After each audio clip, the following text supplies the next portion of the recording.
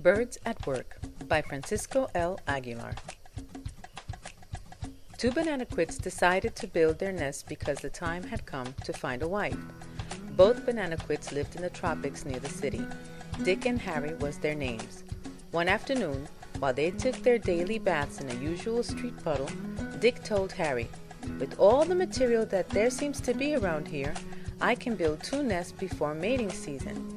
Harry eyed his friend a bit surprised and said, "You're right, there does seem to be a lot of stuff to use around here, but it all seems to be too light and flimsy to use for building." But Dick did not pay much mind to what Harry had said and decided to stick with his plan.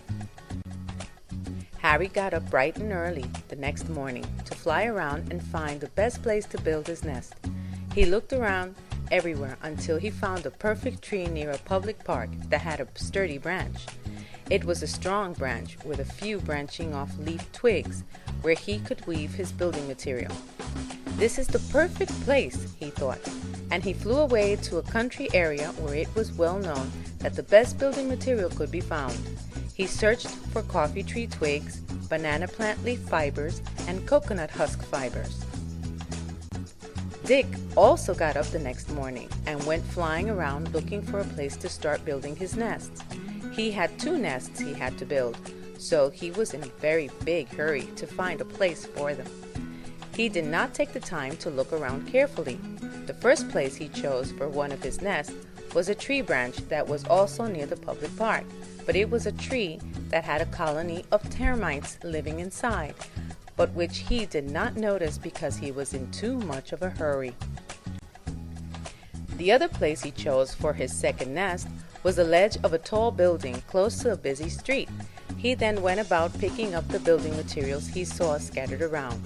He picked up coffee mixing straws, toilet tissue, candy wrappers, bag ties, and newspaper strips. He also picked up paper clips because he thought they looked pretty in different colors. By the time Harry had returned to his tree branch with his first bit of building material, Dick had already set up the floor foundation of his first nest. Dick noticed Harry starting his first knot for weaving and said, "By the time you get to find your twigs and fibers, I have twice as much mixing straws and candy wrappers and still work on both of my nests at the same time," and he flew off to get busy at work. Harry watched Dick fly away, but said nothing. He continued to do his work. He only thought to himself, "A little bit at a time. That is the best way to do it." Harry was careful with his work, and every strand was weaved as best as he could to secure the bottom of his nest. The days went by.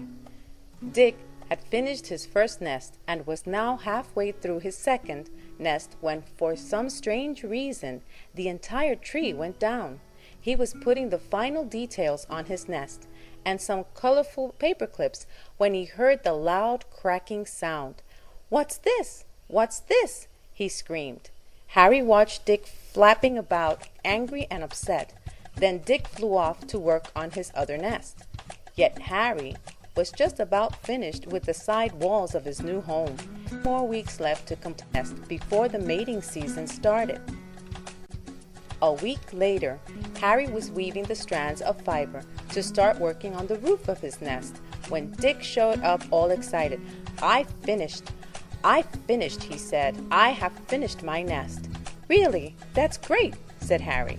"I built it on the ledge of a building which was much faster and easier to do," said Dick. "That's good," replied Harry.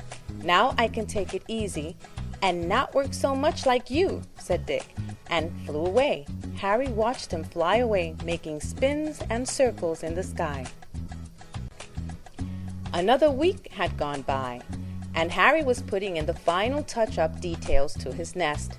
He was tightening up all the last bits of fiber strands, making sure the nest was well secure, when a very upset Dick came flying quickly by.